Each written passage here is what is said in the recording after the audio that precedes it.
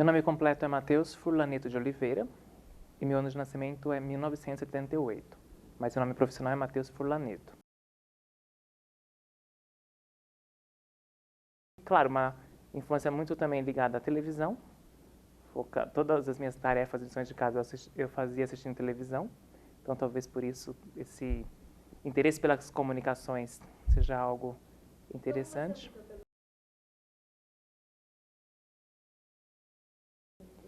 Eu optei pelo curso de Relações Públicas como uma estratégia para entrar, na verdade, no curso de jornalismo. Claro, também junto a isso, o nome USP é muito forte, desperta um desejo também em todas as pessoas, até pelo reconhecimento e reputação da universidade. Então eu falei, olha, meu foco é entrar na ECA, porque a área de comunicação é que eu mais me identificava. Então, quando eu olhei as disciplinas, na verdade, as carreiras aqui da USP, da ECA, Relações Públicas era algo que, pela descrição da atividade, parecia algo interessante. A nota corte eu achava que conseguia garantir. Então, eu falei, eu vou me inscrever em Relações Públicas, porque naquela época, para fazer a transferência de cursos aqui na ECA, a primeira opção era para pessoas da ECA de outros cursos, a segunda opção para pessoas da USP, a terceira opção para as pessoas de fora. Mas já na primeira semana de aula, eu já mudei completamente de ideia. Eu falei, não, Relações Públicas eu acho que é algo que tem muito mais a ver comigo do que jornalismo. E nunca levei essa ideia adiante e nunca tentei fazer essa transferência.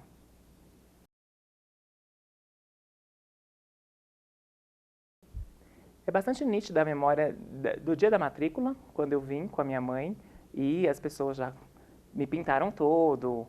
Foi essa semana de calor, dessa acolhida, que foi no mesmo dia que eu vim, a gente faz a inscrição, era a primeira vez na cidade universitária, e no mesmo dia que a gente veio aqui, fez todos os trâmites, saí todo pintado, passei na PUC na sequência para cancelar a matrícula do curso que eu havia feito inscrição, matrícula, e logo depois teve a mudança para São Paulo, e então era uma experiência nova, uma cidade nova, um momento novo na vida, que era a universidade. Eu praticamente passava no primeiro ano, segundo, grande parte do dia aqui na USP, além das aulas, também ficava parte da tarde. Fui voluntário em alguns projetos da ECA Júnior, mais especificamente o Café Acadêmico. Eu trabalhei no primeiro, que foi o do João Bosco, e no da Marisa Hort. E depois, mais para frente, eu acabei fazendo um projeto de iniciação científica junto com a professora Margarida. E no último ano só que eu comecei a fazer estágio.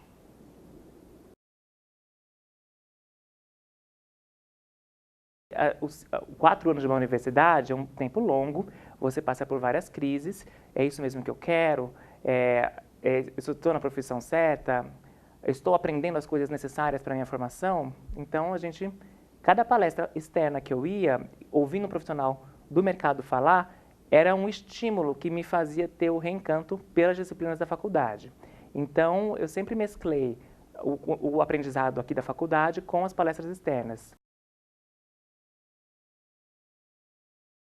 Eu poderia ter me aprofundado muito mais, ter feito muito mais disciplinas. Na verdade, nesse período eu não fiz nenhuma disciplina optativa nas cênicas, nas artes, de modo geral. E lamento não ter aproveitado melhor esse contato. Mas evidentemente que eu aproveitava para assistir as peças que estavam sendo feitas nos períodos de formatura da IAD e da própria ECA. E então essa junção de comunicação e artes para mim é algo que me identifica e que essa escola ela representa desde a sua fundação.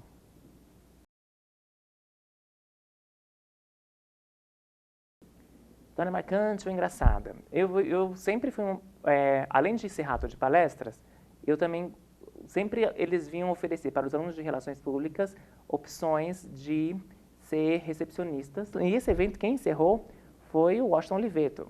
Então, também era, eram pessoas que você não tinha um contato, assim, frequente com eles, era bem raro. E eu fiquei responsável por controlar o projetor de slides. Porque naquela época o data show ainda era algo pouco utilizado. Na verdade, a primeira vez que eu vi um data show funcionando foi essa palestra do Washington Oliveto. e era uma coisa impressionante. Mas os outros artistas plásticos ainda eram o famoso projetor de slide. Então, aquela maquininha que eles explicavam muito pouco como é que funcionava, e aí, naquele momento, enfim, estava sendo projetado, e a tela estava invertida, o slide estava invertido, e eu tinha que estar lá operando, eu ficava mexendo e virando o slide errado. Isso uma plateia de umas 300 pessoas, e foi meio constrangedor, eu fiquei suado, tenso, mas depois as pessoas abstraíram e falaram, não, pode continuar a palestra. Eu fui também fazer o mesmo tipo de trabalho para o professor Ismar, num congresso de educomunicação que ele sediou aqui na USP. Mas aí já foi diferente, porque o trabalho era receptivo de aeroporto.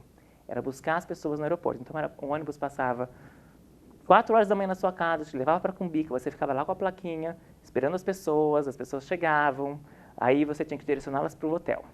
E aí teve um dia que a gente ia para os hotéis para levar as pessoas para o local das palestras. E uma delas foi no Sesc Pompeia.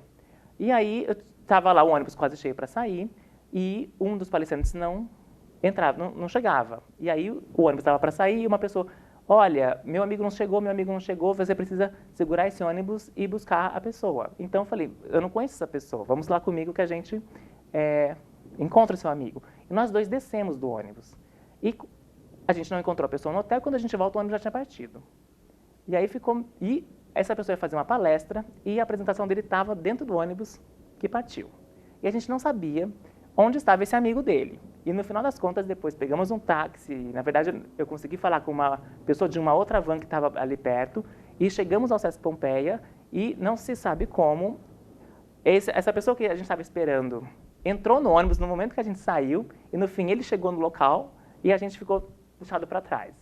São, assim, casos não tão engraçados, mas meio que você precisa, de repente você olha, o ônibus não está mais lá, precisa tomar uma decisão, e isso sempre foi muito, uma característica minha pessoal, é resolver essas emergências que surgem, ter a calma, a objetividade e resolver, porque não adianta nada ficar lamentando e nervoso. Isso é um lema que eu tenho bastante assim na minha vida.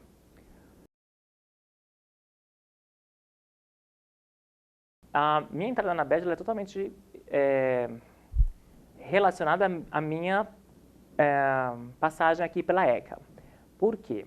Porque, assim, na verdade, a primeira vez que eu conheci a BEG foi por meio da professora Margarida, que convidou o Paulo Nassar, que era o diretor executivo da BEG, ainda é. Ela convidou ele para fazer uma palestra numa das aulas dela sobre comunicação organizacional. Então, tinha essa palestra programada e eu sabia que ele tinha alguns livros publicados. Fui numa livraria, comprei o que é a comunicação organizacional, trouxe no dia dessa palestra e, ao final da palestra, eu pedi para ele autografar o livro para mim. Passaram-se alguns anos, ele era orientando de mestrado da professora Margarida. Então, foi nesse período que eu estava fazendo a bolsa do CNPq, o Projeto de Iniciação Científica. E aí ele vinha ter as orientações com a Margarida, eu estava ali trabalhando. E aí um dia ele me abordou e perguntou se eu não queria ir na BEG fazer um trabalho por um dia. Eu falei, ok. Então a gente marcou um dia e eu fui lá. Eu achei que fosse um trabalho pontual, porque a BEG tem um prêmio, e toda vez que tem o prêmio, você tem um trabalho ali de fazer a triagem, a separação dos trabalhos.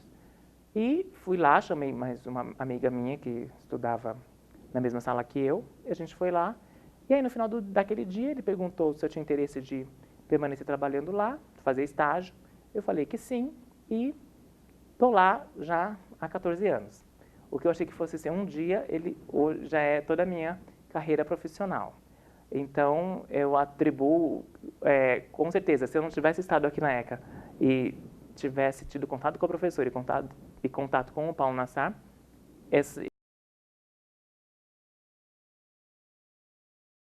a docência é algo recente, que eu comecei estou terminando o 2º ano agora. Eu consigo mesclar um pouco essa teoria que eu aprendi aqui na ECA com a prática do mercado que eu vivencio na BEG, fazer uma junção dos dois e conseguir e tentar passar para os alunos de uma forma com que eles se encantem e se interessem e para quando eles chegarem no mercado de trabalho não tiverem, de repente, se enfrentarem situações que eles não tiveram a mínima, nunca nem tinham ouvido falar o que era. Então, eu procuro aproveitar esse meu capital relacional, esse meu capital de conhecimento que a ABERJ me proporciona e levar isso para a academia, para os alunos, fazer com que eles tenham acesso aos casos mais recentes, aos projetos de comunicação que estão sendo premiados, por exemplo, no Prêmio ABERJ e em outros prêmios, trazer essa prática efetiva que está ocorrendo, linkando com a teoria que eles precisam ter, porque faz parte do currículo de cada curso. É que aprendeu com a ECA, na verdade, é um processo que aprendeu com as pessoas que estiveram aqui, com os professores que orientaram e nos ensinaram. Então, poderia dizer que a questão da pesquisa foi algo que eu aprendi aqui na ECA, da metodologia, da importância da investigação.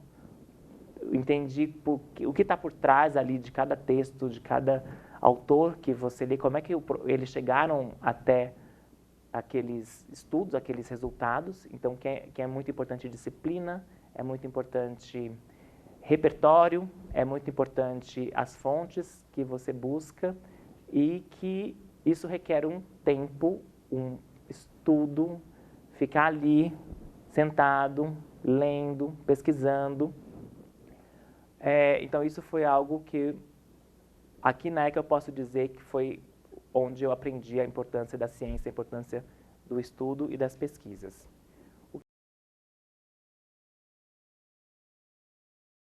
O meu mestrado, ele foi então esse momento que eu consegui juntar os meus campos de interesse, a comunicação com as artes. Então, eu busquei o teatro como um objeto de estudos. Então, o meu orientador foi o professor Paulo Nassar, que tem a questão da memória institucional como uma da sua principal linha de estudo.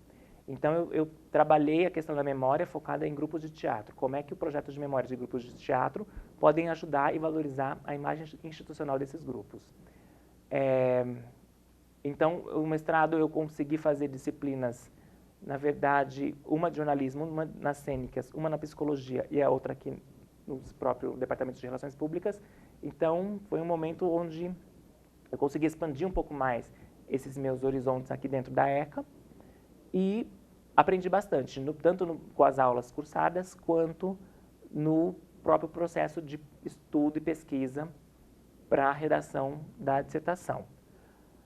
Claro que o mestrado você não tem aquela frequência diária aqui, é uma vez por semana, depois você fica um período para escrever que você não está aqui cotidianamente, mas é algo bastante emocionante também. A minha própria defesa foi bastante emocionante, eu me emocionei muito no início, porque eu fazia também esse resgate, essa lembrança dessa primeira entrada na ECA, desse primeiro momento, quando eu vim aqui fazer matrícula, que é algo que toda vez que como eu já disse, eu passo ali, estou entrando na cidade universitária, volta um pouco essa sensação. Então, eu tenho um carinho muito forte pela ECA.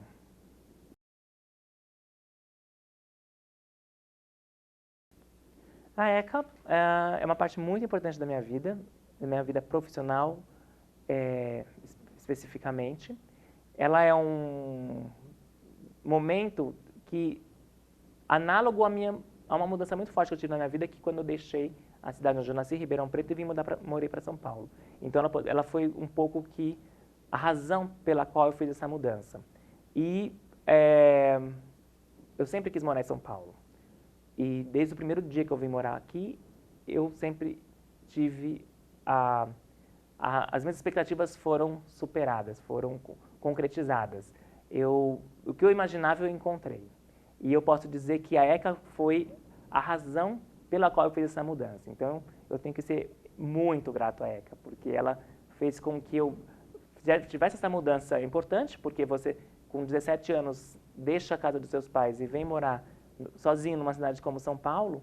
Então, foi pela ECA que eu fiz isso. Então, eu meio que eu virei uma página na minha vida, porque eu deixei a minha infância, não deixei, mas foi uma ruptura, quando você muda de cidade, quando você sai da casa dos seus pais, quando você tem novos amigos, é um momento de ruptura muito forte, e a ECA foi responsável por isso.